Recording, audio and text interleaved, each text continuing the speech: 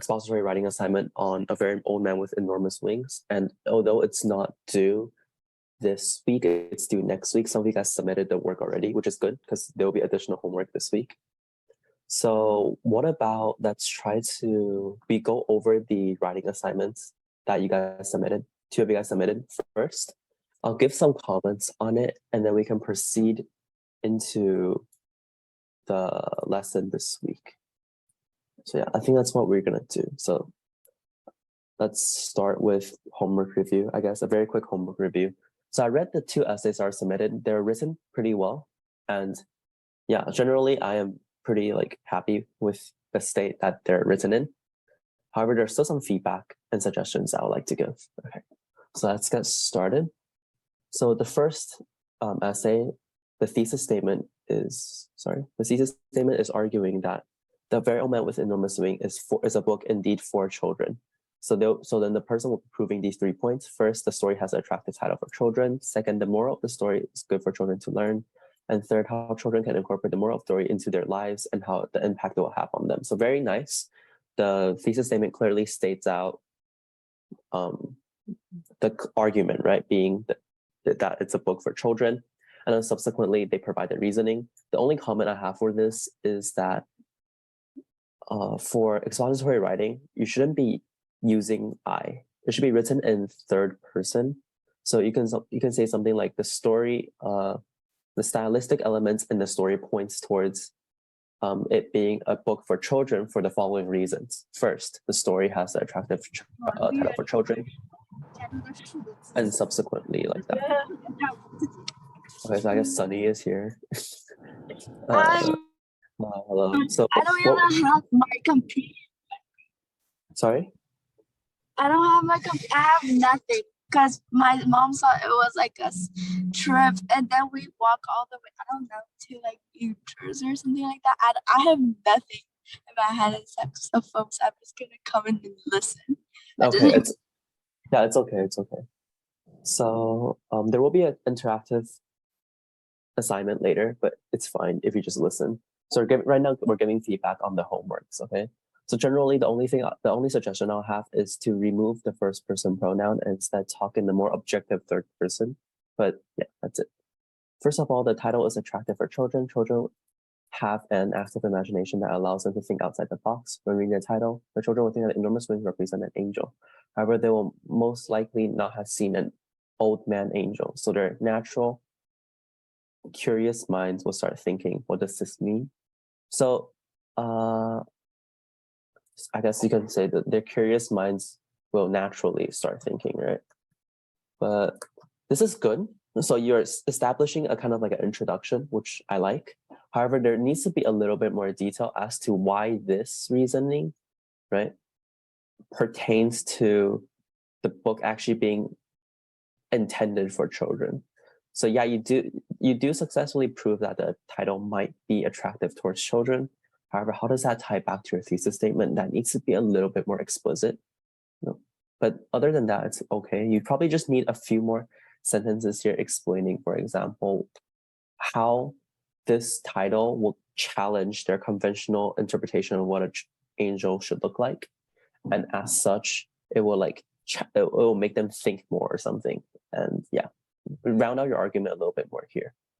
The third paragraph, the moral of the story is the coexistence of cruelty and compassion. This is because some people, right? So some people, and remember this is like the lesson we talked about last time, is subject-verb agreements. Some people show, because people show, not people shows, right? Cruelty to him, while some show compassion towards him. Yeah. For example, take pity, okay? And others treat him cruelly. So once again, you're doing a good job of summarizing what's happening in the book. However, you once again have to tie this back. The moral of the story being cruelty and compassion. Your evidence all supports this claim, yet this claim needs to be intrinsically tied to your thesis statement, being that the book is intended for children. So you just need to add like a few more sentences once again at the end, explaining how illustrating both compassion and cruelty can serve as a valuable lesson for children that are possibly reading this story. For the fourth paragraph, how children can incorporate the morals into their lives. right? With the knowledge that cruelty and compassion, cruelty coexists with compassion, the moral of the story, children can learn a lot of cruel things easier and have a bigger perspective of the world.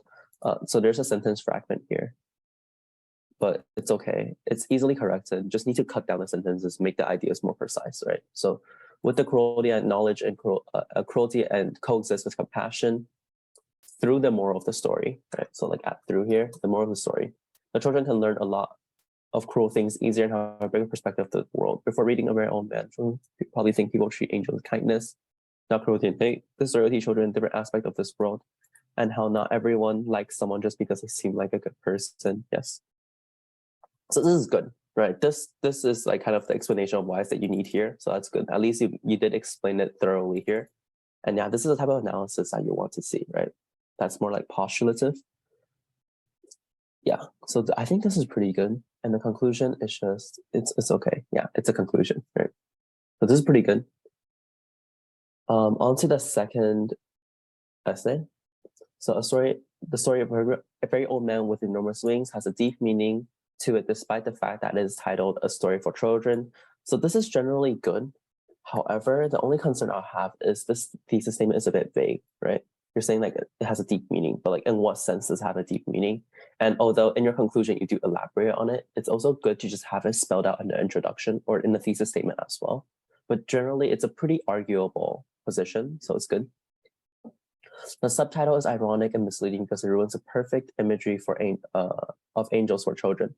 Many children find angels fascinating while the story describes an angel that's not like the usual description of angels at all. So good, here you're incorporating quotes, I guess. But this quote is a bit weird because you're quoting the quote unquote angel, right? But instead, what you could instead quote is quote the description of the angel as as old, frail, and dirty. You can quote that description instead of just quoting the angel, because there's no use to quote the angel, right? Unless you mean this in an ironic way, in which that's also fine as well. While the story does teach us many insights on human nature, it is certainly. Sunny, what did you say? Okay. So while the story does teach us many insights on human nature, it is certainly not a story for kids. Okay. So you might need to explain this a little bit more, right? Like, why is this not intended for kids? For example, you can say the deeper meaning the story represents is beyond what kids will be able to comprehend or should expect to be expected to comprehend, right? In A Very Old Man with Enormous Wings, it reveals that people may tend to lean towards their own beliefs and be accepting towards others. This is very good. So I like the introduction sentence. You're explaining it clearly about the subsequent argument that will follow. So the priest determined that the angel may be a devil or just a foreigner just because it didn't fit the pure description of angel. This is a good summary, although you can try incorporating textual like quotes inside the essay, even though paraphrasing is also fine because I've read the book. It was also ruled not an angel just because it didn't speak Latin. Although many people came to visit the angels, they treated him just like an animal. Yeah. So this is kind of what we discussed in class, and it's very good because it leads toward, it reveals this, right? It reveals your thesis statement, which is people may lean towards their own beliefs and be accepting towards others. However, I would still want a little bit more analysis. Actually, let me think. I think for like right now, this is pretty good. Yeah, I wouldn't expect much more. So yeah, this is pretty good. Many people didn't think the angel was a blessing because he didn't fulfill their exact wishes. However, the angels did make miracle happen. This shows the selfish side to human nature. This is very good. Right, the angel helped everyone survive through a harsh winter, and he made a town.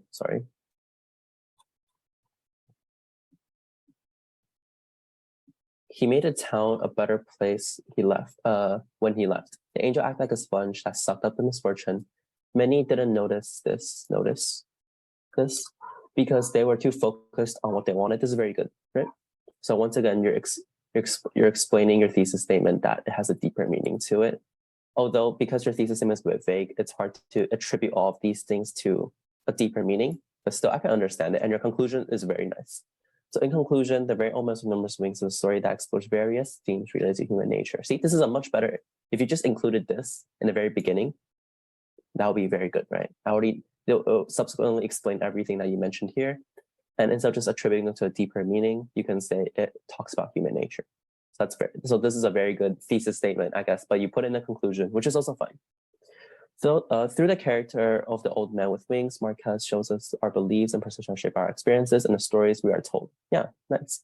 Ultimately, the story reminds us to be open-minded, curious, and critical. Yeah, so this is a very good textbook example of what you want to see in a conclusion, in the sense that a conclusion should take your thesis statement, but expand it a little bit more. So this is a very good expansion of the thesis statement, showing what the story, aside from just talking about human nature, what the story can teach us about our actions as a whole. So this is very nicely written.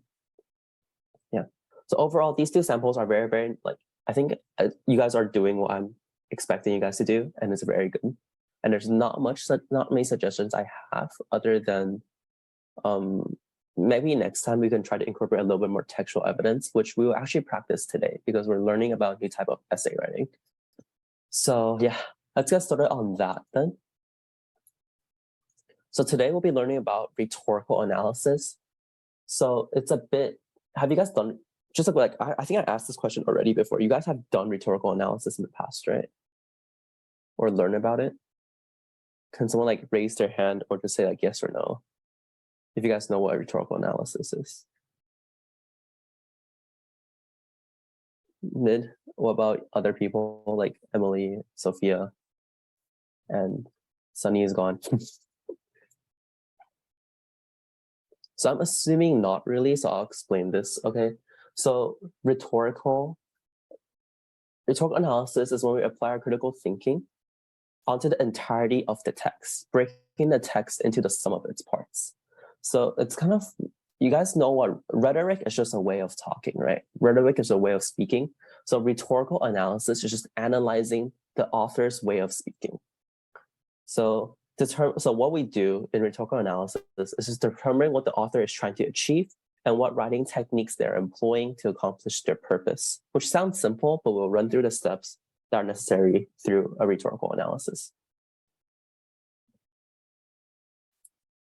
So let's first talk about Space Cat. So rhetorical analysis is not reading a text and then restating the topic or subject. And it's also not like viewing an image and summarizing what's there, or stating your own opinion on like an object, right, or on a topic. So it's not just merely it's not looking at the topic through your own perspective, but rather seeing the topic through the author's perspective. Now, this is helpful because it helps you guys learn like stylistic elements that you can incorporate into your own writing, but also help you guys understand how to make effective, like how effective writers or speakers can make speeches engaging or interesting. So rhetorical analysis is about looking at how little parts contribute to the effectiveness of the author's purpose. So when we talk about Space Cat, it's just an acronym to determine how to rhetorically analyze something. So the first thing in rhetorical analysis that's super important is the speaker. So we ask, when it comes to the speaker, we ask questions like, who wrote this? What do we know about this person that wrote the article? What don't we know about this person? And does this text has a particular meaning because of who wrote it or who said it? So an example of this you can consider will be a politician's tweet, a social activist's blog post, a billionaire's commencement speech, or a comedian's response to a current event. For example, a lot of people talk about the comedians and how comedians uses comedy to engage with politics. And actually, that's the role of a comedian back in like the 16th and 17th century when kings and queens are still present. Because kings and queens are hard to be communicated towards, comedians will use humor to try to talk about contemporary societal issues to kings and queens, and thus that'll reflect in their method of speaking. So speakers is one aspect we want to engage in. Following that is purpose. Purpose is just what the writing is hoping to accomplish by pulling this out of the world. So it's just remember like the thesis statement, I guess, of this, because when you make a speech, right, you have a thesis statement. Yeah, that does not necessarily have to be the intended purpose. Oftentimes, as we will see, the thesis statement and the intended purpose of the speech is different. For example, what do you try to do? Are you trying to inform, to inspire, to persuade, to convince, or to call to action, or to entertain, right? All of these things are possible purposes that could deviate from what the surface level goal, I guess, would be for the speech. Wait, give me 1 second. Let me see if I can pull something up.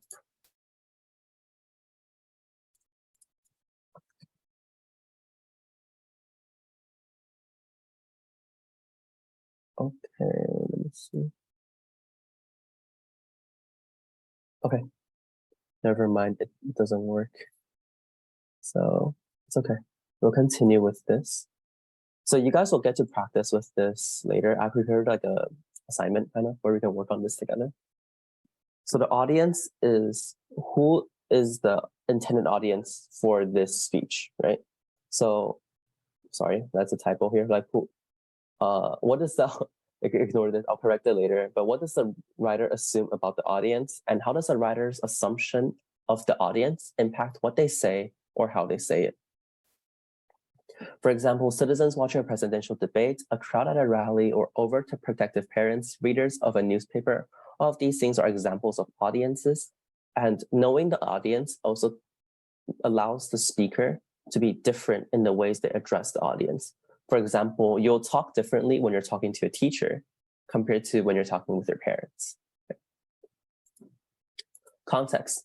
So what is happening around the world when this writing was produced? So, and what are the biggest issues that are on the writer's mind? And how does the writer's assumption impact what they say or how they say it? For example, Martin Luther King, if you guys know, delivered a I Have a Dream speech. And the context of that speech was during the civil rights movement.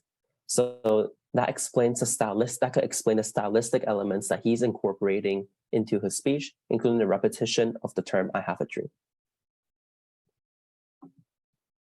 Exigence. So exigence is why write this or say this now. So exigence is kind of like the reasoning for your writing. And what is the speaker's catalyst? We call catalyst as like a cause. So what is like the thing that makes the speaker want to speak? So although context happens all the time, so like for example, the civil rights movement is the context of Martin Luther King's speech. Usually an event is one event is something that sparks exigence. For example, Martin Luther King's letter to the Birmingham jail, the context, of course, was during the civil rights movement. However, his exigence for writing this letter was produced after he got detained in a prison from a protest.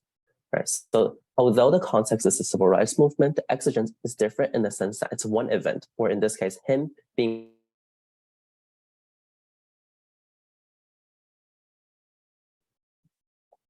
So that's the space portion of Space Cat done. Now we're going to analyze the cat portion. So cat is just choices, right? So why does the author use certain choices in their writing? So for choices I included here are parallelism, repetition, figures of speech, allusions, alliterations, connotative language, ethos, pathos, logos, rhetorical questions, and understatement. So you guys already probably know most of this. Parallelism is when the sentences flow similarly, right? And then repetition is a repeating of a phrase. For example, if I say, you should do this because, you should do this because, you should do this because, over and over again throughout a sentence, it creates a kind of feeling. Figures of speech, you guys should know. Allusions are the reference to something without directly talking about it. Alliteration will be starting a lot of sentences with, or using majority of the same words in a sentence that starts with the same letter. So for example, I can say an angry alligator. That's an alliteration because it's A and A. Connotative language are languages that kind of give a certain emotion. And ethos, pathos, logos we'll go over later. Rhetorical questions are questions that are not meant to be answered. So it's like, oh, why does the government do this? But it's not actually a serious question. It's a question that's supposed to incite feeling in a reader. And understatement is a more backwards way of describing something. For example, if you think the school is really crazy for giving, let's say the school had a new policy where summer break will only be 1 week long. You can say something like, oh, we have a long and lucrative summer break that is 1 week long. So this is an understatement, right? It's being ironic in the sense that no one thinks 1 week summer break is long, but you're saying it as such to make fun of the school's decision for having a 1 week long summer break. On to appeals. So appeals, the three main appeals I will talk about is ethos, pathos, and logos. Ethos relies on the credibility, Logos relies on data and using logic to make an argument, whereas pathos invokes the audience emotions. So here I have a little activity. Let's say today you want to buy a new computer and you're trying to convince your parents to buy you a new computer. Can each of you guys give me an example of an argument that uses this, ethos, pathos, or logos, in convincing your parent that you want a computer?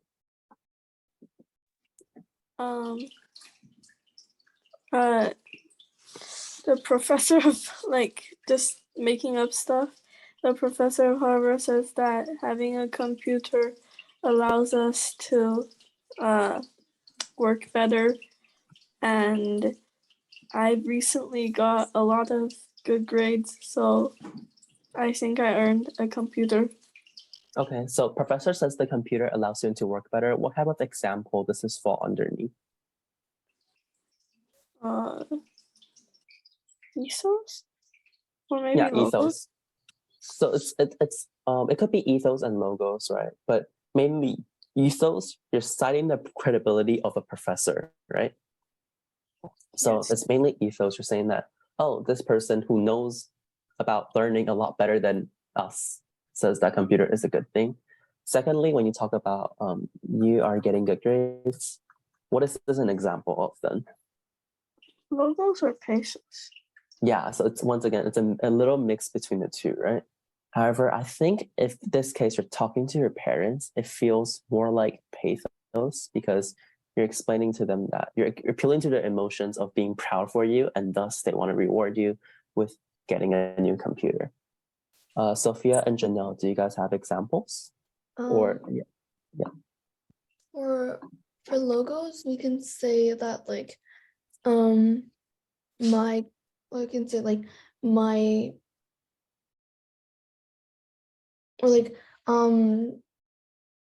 the average grade increase after getting a computer is 60%. 60%? Wait, that is crazy. Okay. Yeah, but if you cite some evidence that explains the correlation between grades and having a computer, then this is logos. It's a logical argument that you want to increase your grades, you need to get a computer. Anything else? Any other arguments that you will cite?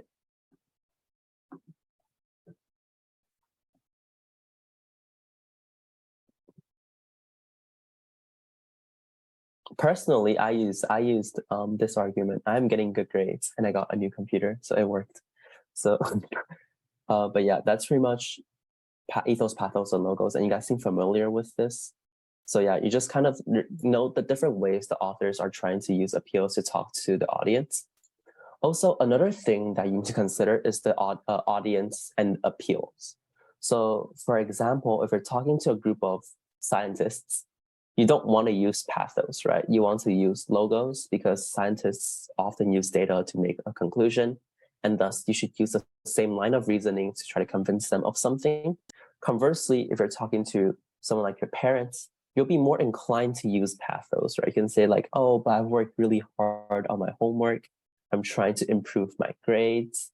All of these things are kind of pathos in nature to try to gain approval from your parents to do something. As for ethos, let's say today you are a college professor. You innately have a lot of ethos because you are a professor, you are a teacher, right? So you can then say a lot of things and cite your credibility as just being a professional to let others believe in what you're saying. Okay. So tone is also something that's I think this is the most important part in analyzing rhetorical analysis. And it's very important it's very hard to actually pinpoint what a tone for a certain thing is. So tone is just the speaker's attitudes towards the subject. So like the important thing is how can we determine or know their attitude by reading, right? And another important thing is, does the tone shift? Because oftentimes a tone throughout an essay shifts. So we want to analyze tone in the sense that it can help us better understand both the speaker's purpose and the speaker's idea on the topic, and subsequently help us derive a lot of the other questions we have listed before, like appeals, like exigence, context, and stuff like this. Tone can help us try to guess all of that. So spend most of our time in class talking about basically a speech done by George W. Bush.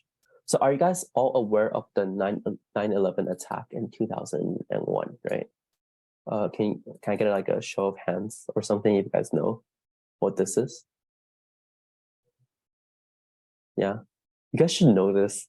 You guys are a bit young. I mean, I was born before 2001 too, so you know, I can't really say I lived through it, but yeah, it's a pretty important event that most people should know. Okay, so saying this, let's try to analyze the speech done by him, and we can try to rhetorically analyze, I guess, the speech. So wait, give me 1 second. Let me pull up a new Google Doc, and then we'll work on this Google Doc after we read the speech. Okay, so the speech goes, I don't want to read the entire thing. So what about, it's not that long, honestly. So what can, like one person each read a paragraph. So like starting with like maybe Janelle, and then Emily, and then Sophia, each person read one paragraph.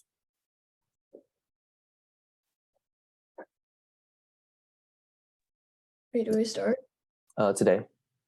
Okay, today our fellow citizens, our way of life, our very freedom came under attack in a series of deliberate and deadly terrorist attacks.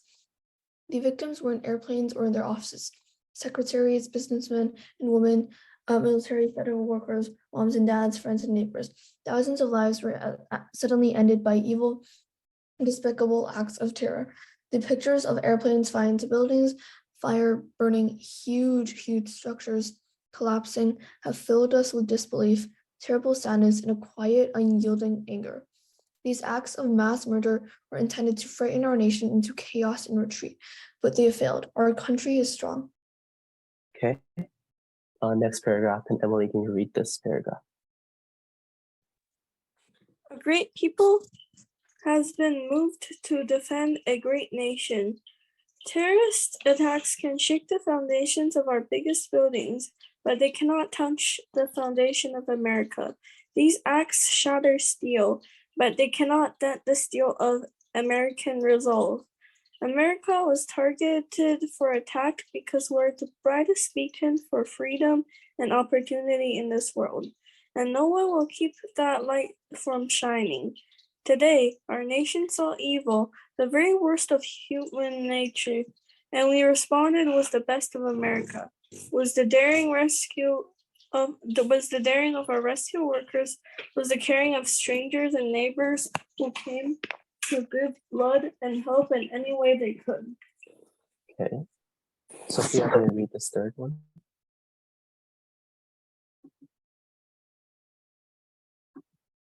Sophia, are you here?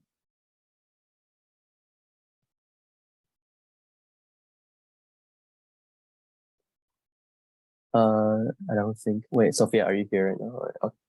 She can't talk. Oh, she can't talk. Then it's okay. Then I'll read, I guess, in place of her.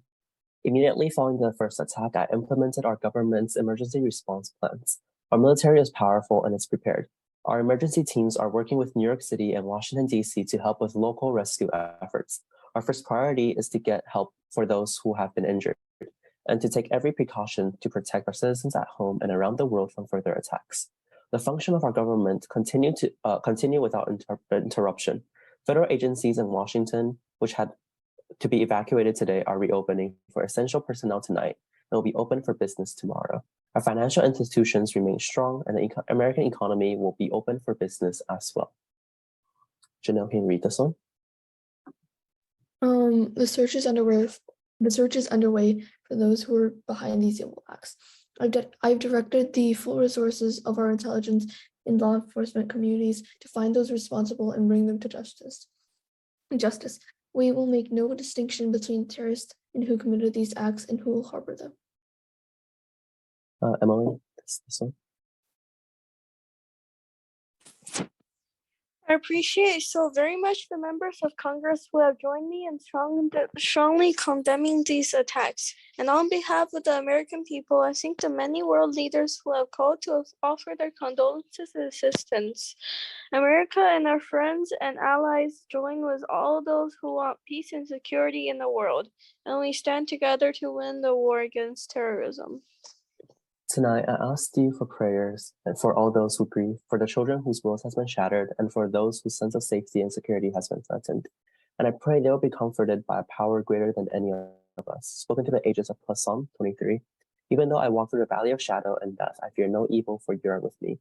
This is the day where all Americans from every walk of life unite in our resolve for justice and peace. America has stood down enemies before, and we will do the same. We will do so this time. None of us will ever forget this day, yet we will go forward to defend freedom and all that is good and just in our world. Thank you, good night, and God bless America. Okay, so this is a speech that George W. Bush gave after the United States was attacked by a terrorist, following the terrorist attack of Al Qaeda in 2001, right? So one thing that we want to note on the speech is if we're going to do a rhetorical analysis on the speech, you want to talk about not what George W. Bush said, but how he said it. So in this case, I have this, let me see. Yeah, wait, no. So let's, open a empty document, and let me see. I'll post this link on Google Classroom as well, just so you guys can, I guess you guys can like read it, not from my screen, but from your screen. But how about let's take 5 minutes for you guys to like read the speech and note any observations. Reread the speech and note any observations that you. Wait, can you guys click this link? Okay, you cannot click the link. Why? Okay, yeah. So on Google Classroom, I posted an announcement with the speech. You guys can click the speech and then click the link, and they will bring you to the speech. So let's take about 5 minutes, like I said, to reread the speech, and then write down the observations that you have and what you feel like are some rhetorical analysis and devices that the speaker is using. Okay, so let's take 5 minutes to do this, and then we can discuss it as a whole in class.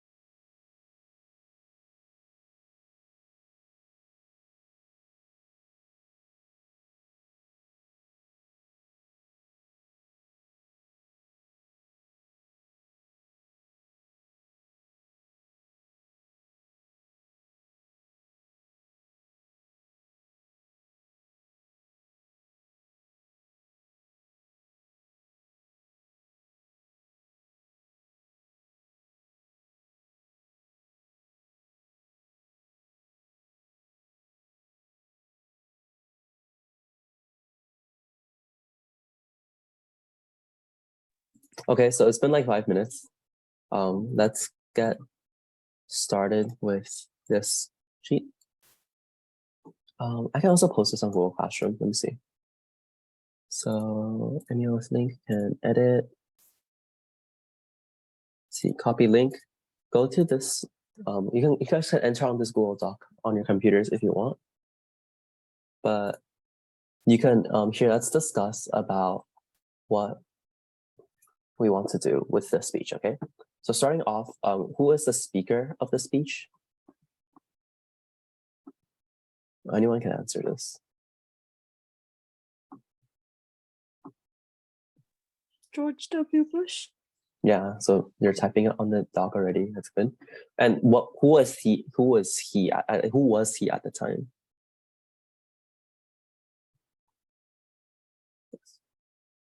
President of the United States, right? Oh, the US. Okay. And what about purpose? What do you think the purpose of the speech is? Yeah, so type it down and then discuss. Okay, so comfort the people of America. Are there any other purposes? So you can list as many purposes as you think is necessary, because there could be a lot of purposes.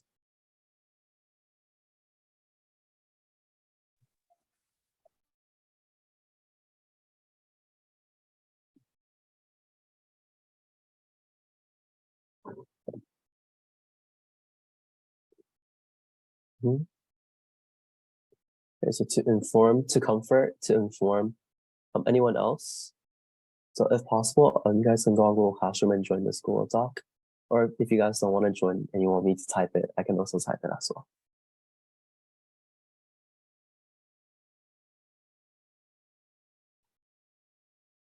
Any other ideas on purpose? Or if not, you guys can move. We can move to audience too.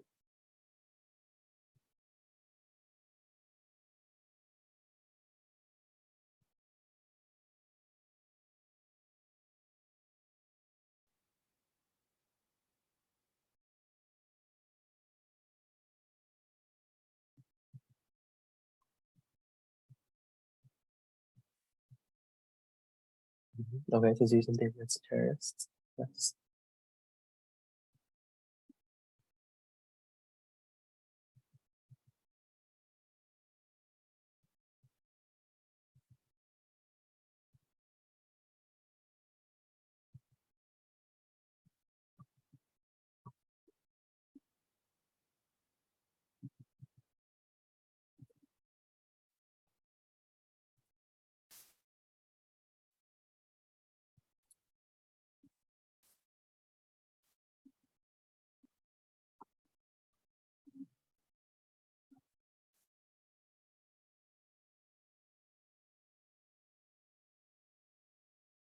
Oh, sorry. What do you mean by what is it?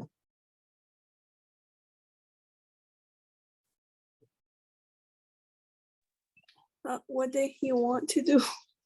What did he want to do? So okay, so I guess what he wants to do is they said they will get there, I guess, like a lot of things, right? So they say they will continue rescue efforts, they will continue kind of like America will still operate as they continue to. However, there was a part about foreign allies. So world leaders that offer their condolences. So they'll win a war against terrorism, right? So I guess that's what they want to do. So you can say like right now, what they're trying to do is just to go back to business as usual to recover from the attack. But in the long run, they will stand to win the war against terrorism.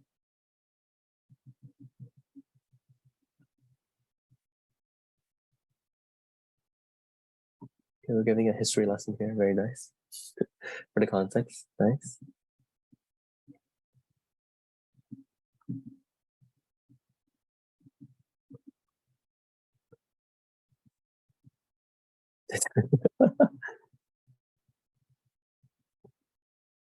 Okay.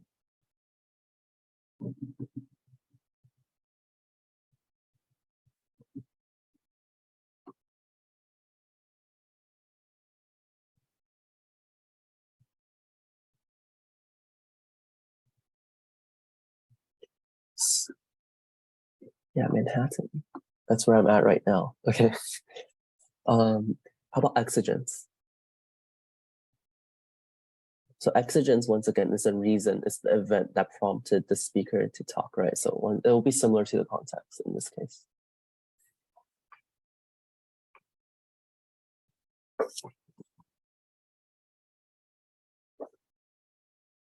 What is the exigence? Exigence is the event that prompted the speaker to speak. So I guess you can say it's similar to context in this case. What I will say though, I don't think this is right. So the terrorist attack is not really like an attack like you assume. Like it's not like people running on the ground and attacking. It's airplanes, right? So they flew airplanes into the building. So people didn't really have to defend the White House per se, but it did. But there was a lot of like emergency workers that went to help. So they responded quickly and helped, right? And helped those injured in the attacks. Yeah, so it's not like a traditional attack like you would assume it is. It's more like an airplane flying into a building, and that killed a lot of people. So about exigence, I guess exigence, you guys, we can just put it's similar. It's just the attack, right? It's like attack. Okay, so on to the more important parts, choices, appeals, and tones. So what choices did you see in, okay, I think we start with appeals, because appeals is like the broadest category. So what appeals does George W. Bush use in this speech?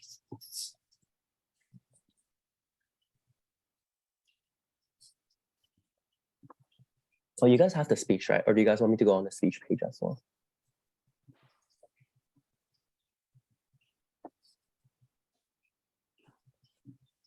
Where is it? So what appeals do you think he chiefly used throughout his speech? Like, is it ethos, pathos, or logos?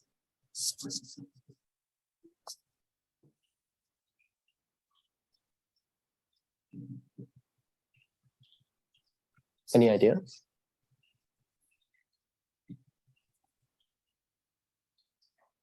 I mean, there isn't like one right answer, right? So you can kind of argue for every, you're not sure. What about appeals then? Like, what do you think reading this speech is it ethos, pathos, or logos? We can reread it too. So you can say, let's say, today our fellow citizens, pathos. Okay, and sure, we can write pathos. So why do you think then? So then now we can think about the choices, right? So what are the choices he made that makes it feel like it's pathos or appealing to your emotion?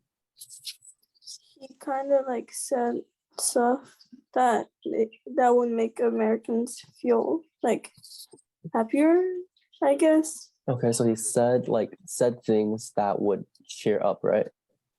Like how like America is a beacon of freedom, I guess. And Yeah, like okay. not seeing what damage that. That's good. So that's one instance of pathos. What's another instance of pathos here? Let's reread the first paragraph, right? So today, our fellow citizens, our way of life, our very freedom came under attack in a series of deliberate and deadly terrorist attacks. The victims were in airplanes or in their offices, secretaries, businessmen and women, military and federal workers, moms and dads, friends and neighbors. Thousands of lives were suddenly ended by evil, despicable acts of terror. The pictures of planes flying into buildings, fires burning, huge structures collapsing have filled us with disbelief, terrible sadness, and a quiet, unyielding anger. These acts of mass murder were intended to frighten our nation into chaos and retreat, but they have failed. Our country is strong. So when reading all of this, what do you think is the imagery? When he talks about like imagery, what imagery does he employ? Also, like one of the choices we can say, of course, is imagery, right? Like, but then like, what imagery does he employ in this first paragraph?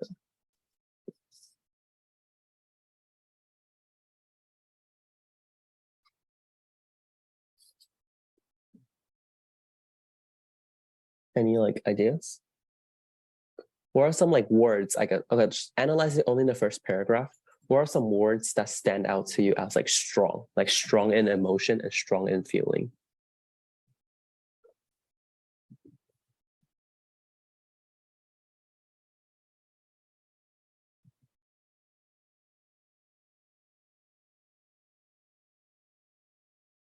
Any ideas, or like you guys aren't sure? It's okay if you guys aren't sure too, but like your intuitive senses should be right on this one, right? So I'll list like an example in the first sentence. So in the first sentence, what stood out to me are the words deliberate, right? Deliberate means like purposefully, so deliberate and deadly. So there's a little like alliteration here, but also just the idea of it characterizing as a deliberate and deadly attack, right? So it's a very strong word to illustrate the intent of these terrorist attacks. Anything else in the following sentence that invokes a similar idea for you guys?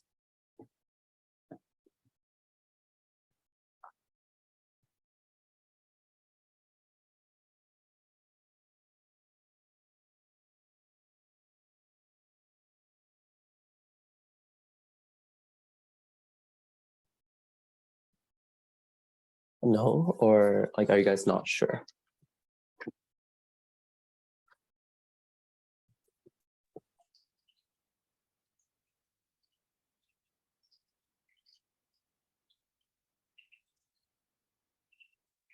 Like, let's look at the how about this sentence? What is a strong like word choice inside the sentence that stands out? Evil, despicable acts of terror. Yeah, so characterizing something as innately evil, right? And despicable, like hateful. These are really strong words, okay? And then the imagery, of course, is like the imagery he cites of like planes flying into buildings, right? And this is also like very strong. And then another word, another term that stands out to me a lot is mass murder, right? Because you can just say something like you can say something is a terrorist attack, but to call something a mass murder is like very strong language. Like hardly do you call anything a mass murder. And it's not just The like killing mass. of the crowds and an enormous man was an old man with enormous wings, a mass Mhm. murder. It's the what? Killing of the what? Crabs? Crabs, yes. I guess you can say, but they never characterize it as mass murder, right? Like mass murder feels like very, I feel like very, like it sounds like the Holocaust, if you guys are aware of what that is, right? It invokes a very strong imagery because hardly do we ever call, we just say like death, like a certain, like when you, in the news, right? When you hear something bad happens, it's always like, oh, 20 people died, 30 people died. But rarely do you hear something being dubbed a mass murder. And murder also has a really strong connotation to it. Instead of just saying like 2,000 people died, you said 2,000 people are murdered, implying someone else killed them. And it's not, so the connotation of these words are very strong. Is it Yep. the same as a massacre? Yeah. Massacre is like a mass murder. Yeah. Though I think massacre, yeah, so these so like it has like the same connotation as it's all very strong words compared to just a lot of people died, right? So he could have said a lot of people died, but instead he said a lot of people dying are supposed to frighten our nation, but instead he says these acts of mass murder, right? So it has like a strong connotation to it. Now, reading this first paragraph, what is your idea on some of the choices he makes? So I listed for you guys imagery, right? So imagery, for example, the building falling in flames, right? Anything else? A mass murder. Like a lot of Yeah. I guess the choices in that case would be like word choice, right? So the words he chooses to use. So like you can say like vivid for word choice, right? So like I guess he has a good vocabulary. Anything else along the lines that you see in the first paragraph?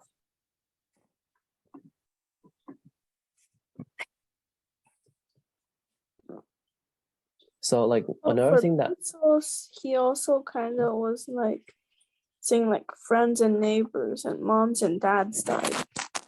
Yeah, so that's a very good observation, right? Friends and neighbors, moms and dads. So what is this like? How is this an appeal to pathos? Can you explain it a little bit?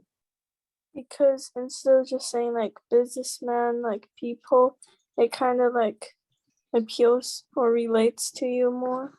Yeah. So instead of saying just like this, that's very good. Like businessman, people, right? Bush is very specific and names what? And names like relatable people, right? And names relatable figures.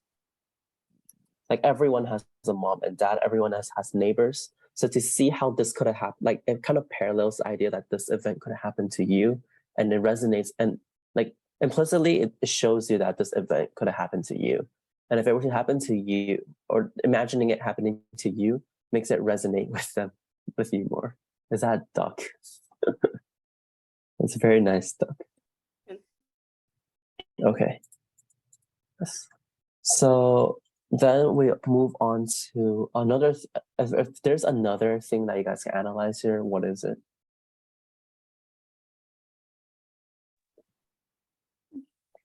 Any other choices?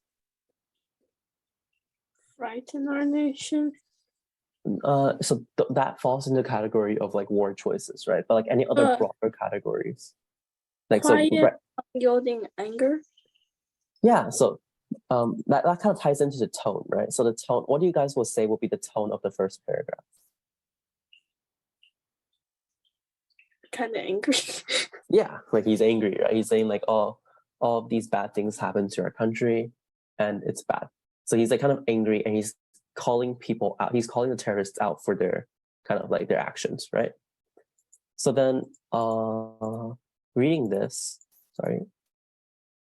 Another thing that I noticed that you guys probably wouldn't, or like you guys could have noticed, I guess, but it could have like been so simple that you guys kind of don't notice it, is the usage of pronouns. So the usage of our and they, okay?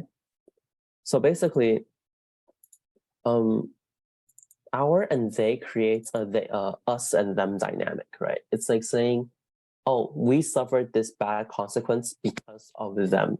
So it's you. So what does this language kind of do? He doesn't say like, oh, the American people are affected. He said we are affected, even though, right? And he doesn't say like, oh, the terrorists are doing. He calls them terrorists, but he says like, oh, the attackers. He says they. He says this like more arbitrary, more ambiguous they, right? As like an evil entity working against them.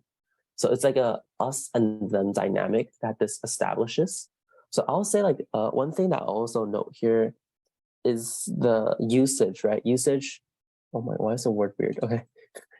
Wait, what? Okay. What is this? Usage. Hello?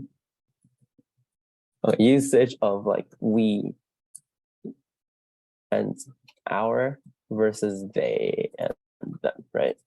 So it's kind of like this, not alienation, but yeah, you can call it alienation of the other that he kind of employs throughout his speech. Okay, so that's also something that we could note. Okay, and what about later on? Like later on the speech, does he talk? So, you guys mentioned that it feels like the speech feels angry, right? In the beginning, it's like the speaker is angry. However, at the very end of the speech, is the speaker angry? Is what he say is what the words that he's saying angry or not angry? I can read like the final paragraph again, okay? So it's like, tonight I ask for your prayers for all those who grieve, for children whose worlds have been shattered, for all those whose sense of safety and security have been threatened, and I pray they will be comforted by a power greater than us, spoken through the ages of Psalm 23. This is a day where Americans will walk from every walk of life unite and are resolved for peace and justice. So does this seem to you as like angry? So initially, yes, the word choices that he employs, such as, anger, mass murder, were angry, right? But what about the end? Yeah, Emily, sorry. It sounds kind of like firm and like I have like a feeling that, or like kind of like comforting, like saying that they will like make sure that yeah, like they'll make sure that there are solution this will be resolved, right? So the tone went from like a very angry, like us versus them, we're gonna fight them, we're a mad tone, to a tone that's more firm and comforting. And like you mentioned, like we will, so it's kind of like determined, right? Like there's a firm, determined, determine tone. So there is a tone shift apparently throughout this essay. Okay. Now, I'll just kind of explain to you guys how a rhetorical analysis should go. I have a quick question, just a quick survey for homework this week. Do you guys have a lot of work planned, like for next week or no? I know you guys have to finish this essay, so for people who haven't finished, I know you guys have to finish the essay. So what about for homework? Because I have another rhetorical analysis here that talks about digital trap. So it sounds hard, but it's just like it's easy. It's an easy read. So for homework, I was planning on for you guys to read it, right? And analyze and then think of the persuasive and stylistic elements that are in there. Then that's it. So, and then we discuss it more in class, okay? So homework will just be like this short, let me see. So homework will just be this short reading. Oh, it's like this long, right? So homework will just be a reading like this. It's 2 pages. And then you guys will just read it and do similarly what we are doing in class right now. And then in class, you can talk about it and discuss it together. Okay. So yeah, just explain your homework very quickly. So let me go back to here. Yes. So and now that we filled out this chart, we can now start thinking about how we should like outline this essay, right? So for every essay we need a thesis statement. So what's one way rhetorically that we can try to analyze this essay? So I guess we in this case we draw on the purpose, right? So kind of the purpose of a rhetorical analysis or the thesis of a rhetorical analysis usually takes form of this, okay? So it's something like the author's purpose is to do something, and he/she, right, accomplished this through, and then you talk about things like choices, what is it called? Choices, appeals, and tone. Okay. So this is usually the thesis. So does anyone have any idea as to how they might possibly do this? So I pasted the purpose here. Give me 1 second. I will paste a more organized version of this on the screen.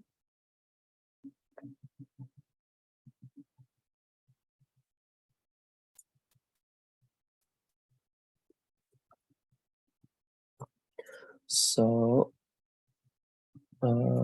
here. So let's say today you have all of these elements here, okay? So you have purpose and you have choices, right? So if we were to say what the author's purpose is and how they accomplish this through, how would you guys possibly format a thesis statement that can, like, you can argue for, basically? Okay, what's one example? How about we take like 5 minutes to think about it, and then when we come back, I want each of you guys to present to me a thesis statement. You guys can like type it in the chat and I can paste it up here. Okay. So kind of if you look at the purpose and then you think how the author achieved, like for example, if you want to talk about how George W. Bush's purpose is to address the situation at hand and give solutions, then you have to explain to me not what he says, but how he says it, right? Like he says this through the collective pronoun of we or something like this. So let's take 5 minutes. We'll come back at like 4:10. And you guys explain to give me a thesis that kind of has like a rhetorical appeal to it. Okay. Yeah.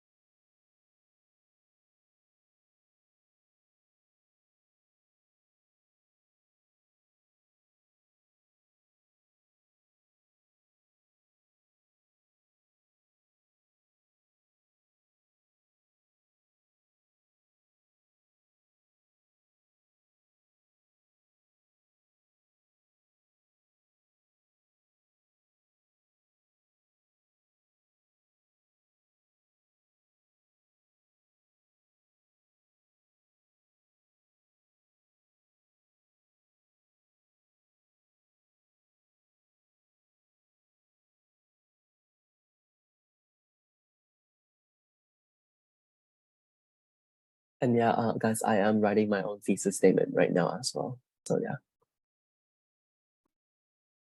Just make sure to have at least an idea ready to be presented like 4 minutes later.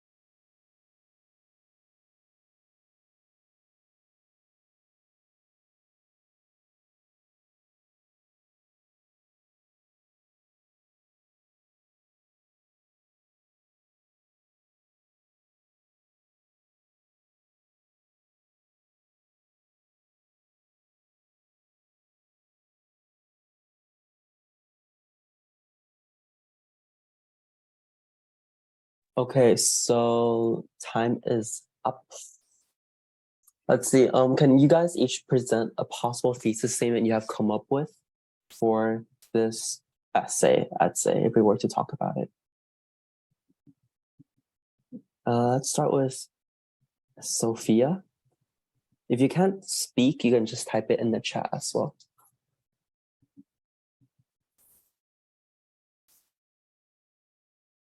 Okay. I'll paste it on the screen. So this is a pretty good thesis statement. So the author's purpose is to give a sense of comfort, and he accomplishes this through the collective pronoun, pathos, and his motivation, as well as a determined tone. Okay. Emily and Janelle. Can I just read it? Yeah, sure. I'll type it down. The author's purpose is to comfort the people and confront the terrorists, and he accomplished this through persuasive or choice pathos, and tone. Actually, I feel like precise Mhm. word choice, tone, and pathos, and the use of pathos. Okay. A lot of typing mistakes. I am bad at typing. And for Janelle, the author purpose is to inform and comfort the general population of the US. He accomplishes through imagery, pathos, and using a firm tone. Yeah, so these are all really good examples of thesis statements. What I personally wrote down is similar because there's not that much to analyze. It's a pretty easy speech, so it's not that there's not that much to analyze. But what I wrote is throughout his speech, Bush uses specific word choices and the pronoun of we and our to unite the unsettled American public and to propose a solution to usher a sense of reassurance and optimism. Yeah, so it's the same thing. It's basically the same thing, right? So I cited specific word choice and a pronoun we, our, and then I give them two purpose, right? Whereas for you guys use one purpose and a few rhetorical choices to support that purpose. So that's very good. So then now we talk about evidence usage. So that's, for example, let's use Sophia's thesis statement. What are the paragraphs, right? So you have an introduction paragraph with her thesis. So what are the points that she has to prove in her essay? Or what does she have to write about in the essay?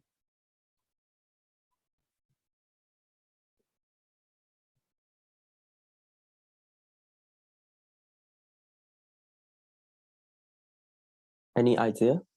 Or, I mean, it's already laid out here, right? So the idea of this, like, let's say we really quickly create an outline for this essay, right? Well, then the first paragraph will probably be about pronoun usage. The second paragraph will be about pathos. And the third paragraph will be about, like, let's say a determined tone, right? So these are the three things that Sophia has argued that allows Bush to give people a sense of comfort. So you can think of it as like, you can think of it in the most minimalistic way, in the sense that the introduction sentence for each body paragraph could be like the collective pronoun usage gives the people a sense of comfort. And similarly, go down, pathos gives us a people sense of comfort, and then like this. You can think of it most simply like this. Okay, so this will be your three body paragraphs. Each one of them will explain how how each one of these elements, so in this case, is the choice of using collective pronoun, the pathos, the emotional appeal of pathos, and the tone can each provide the audience or the general population of the US with a sense of comfort. Right. So how will you? So for me, what I wrote out was, yeah. So let me pause. Let me show you guys what I wrote very quickly. It's like very bad, but right. So then here, let me go back here. So I wrote throughout his speech, Bush uses all of these things, and then what I wrote is this. So I wrote, in regards to specific word choices, he uses words such as mass murder, deliberate and deadly, and yielding anger, illustrates his anger over what has happened, and articulate the anger of the public. Because a lot of people at this time, although they're angry at something, they feel powerless. And to have a president that openly acknowledged the anger of the public is something that can offer them a sense of reassurance, right? It's like, oh, okay, so we're on the same page. It's not only us that are angry, but also the president is angry and vexed about this whole situation, and he's going to do his best to stop it. I also mentioned the double meaning of foundation and steel. So this is a little bit less explicit, but that's it. If we read the sentence here, terrorist attacks can shake the foundation of our biggest building, but they cannot touch the foundation of America. These acts shatter steel, but cannot shatter the steel of American resolve. So what I will talk about, or at least if I were to write this essay, what I'll talk about is explain how America, although physically damaged, remains mentally empowered, or at least the same, right? So the terrorist attack can shake the foundation of our biggest building, so foundation and foundation. Yet they talk about the foundation of the building as something that's physical, right? So a building is something that's physical, but they cannot touch the foundation of America. The foundation of America being an abstract concept that exists beyond physical buildings. And additionally, it says these acts shatter steel. So once again, steel is something that's physical, but cannot shatter the steel of American resolve. And the American resolve, once again, being an abstract belief or concept. So it explains how America, although physically damaged, remains mentally empowered. And that sense of mental preservation that Bush is conveying with sentences like this, right? And the repetition of foundation and steel illustrates how America exists beyond just a country like that is damaged by physical attacks. And instead, they can become even stronger because consequent to those physical attacks. Lastly, children. So a little less obvious, but here what I found interesting was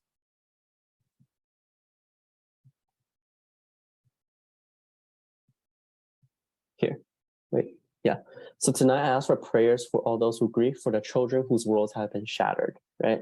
So I find the usage of children here very specific, because if you look at the repetition, for all your prayers, for all the children, for all whose, right? So all your prayers is like the collective. It implicitly implies that, so it implicitly illustrates that's everyone, right? Like all your prayers. And then for all those who, so once again, it's a big collective. However, here he specifically narrows down to children to generate a sense of sympathy.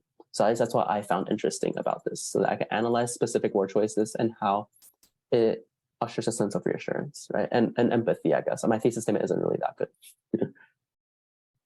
And then moving on to repetition of we and our, I wrote the repetition of we and our creates a sense of alliance, union, and belonging, and also illustrates their gratitude towards allies. So yeah, and there's a part in the speech where he talked about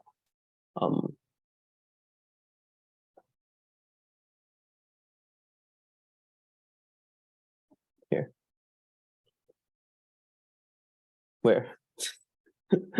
Where is it?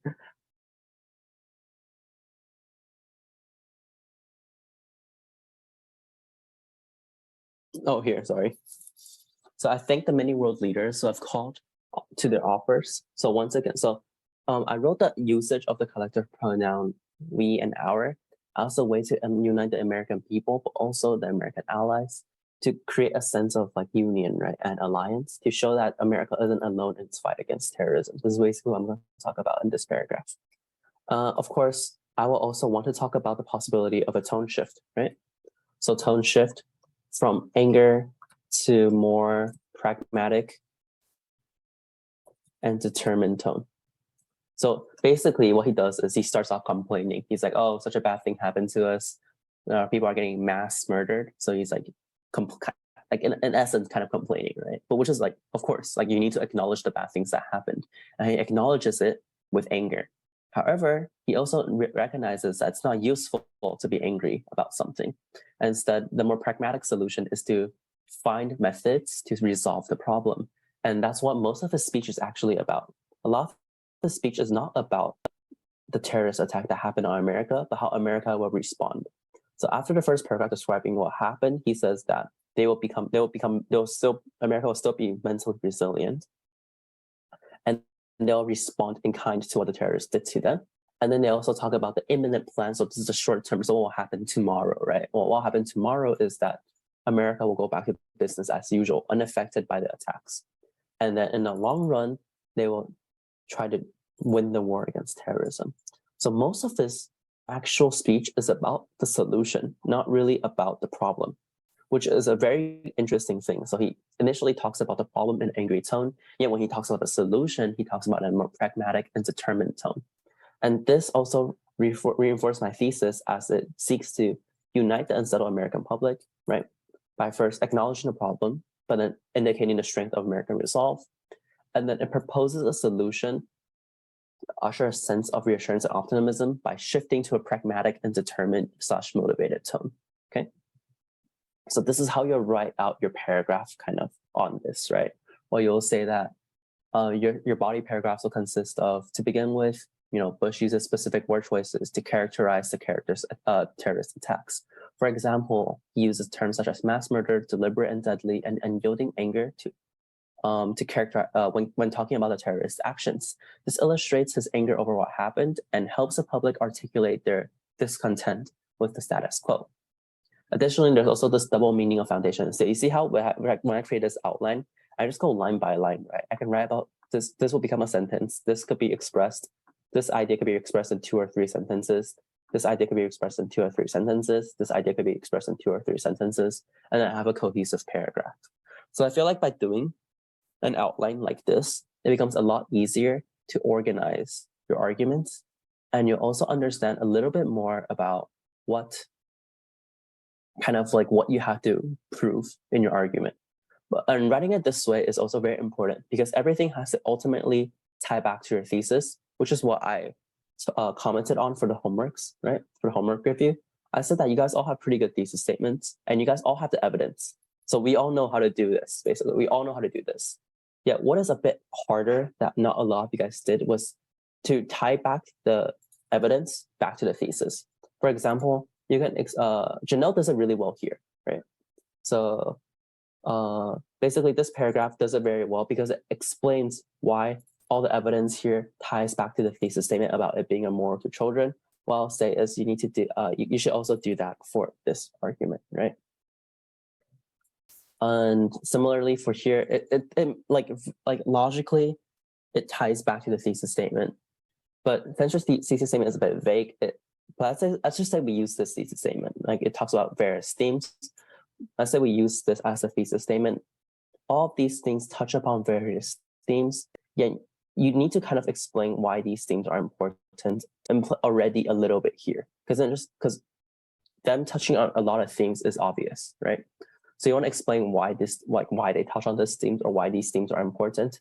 So you want to make not only do you want to make sure you have an arguable thesis statements, but you also want to make sure that all your body text links back to the thesis statement, okay? So hopefully that makes sense. And yeah, that's pretty much it for our discussion, I guess, on this speech. So it's a pretty easy speech. There's not a lot of different meanings and there's not that much to analyze for this, which is fine. So for next week, what we'll be doing is we'll be talking about this. I already showed you guys very quickly already. This is a basically digital trap. So digital trap is just it's an argument that talks about how we are getting increasingly trapped by technology. Now this is written in 2013. It's 10 years later and we're more trapped by technology, but yeah, it happens. So this speech presents an argument. I want you guys to read the speech, identify the arguments, and finish completing the chart that we kind of did for today, right? Where is it? You guys remember the space cat chart where you guys put this, we worked on that in class, you guys should know, right? The speaker, audience, and purpose, all that stuff. I want you guys to read this and put all the elements of that into the chart. And then next class, what we'll do is we'll create an outline together. And then, yeah, that'll pretty much be it. Although I do have a very quick question, which is following this unit, let's say, okay, are you guys more interested in argumentative writing or in like class writing kind of? Because this is more like class writing. This type of writing is what you will kind of learn about later on. However, argumentative writing is more interesting. So I want to see which side do you guys want to lean more towards? Do you guys want to lean more towards analytical expository writing or argumentative writing? Any comments?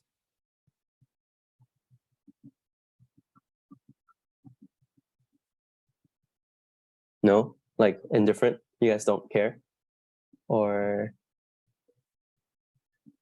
yeah, because generally I can tailor classes to what you guys find more interesting as well, right? So for example, if this does not seem that interesting to you, then we still have to do it, of course, because it's the type of writing that you guys will learn about. but we can spend a lot more time, for example, on the argumentative writing section. So, which is following the section. So do you guys want to do that, or any ideas on this? Okay, I guess not. So that's fine. So yeah. Anyways, I think that's it for today's class. For next, I'll put the homework instructions on Google Classroom, and you guys can just see it there. But for next class, and I'll also upload this, the Google Doc that we worked on today on Google Classroom as well. So for next week, just make sure you read this, okay? You at least read through this essay, and then fill out the space cat chart that I'll provide under the Google Classroom assignment. So yeah, that's pretty much it for today. You guys can feel free to leave a little bit early. We have like 2 minutes left. So yeah, feel free to leave 2 minutes early, and all the assignments will be on Google Classroom. So yeah, I'll see you guys next week then, okay?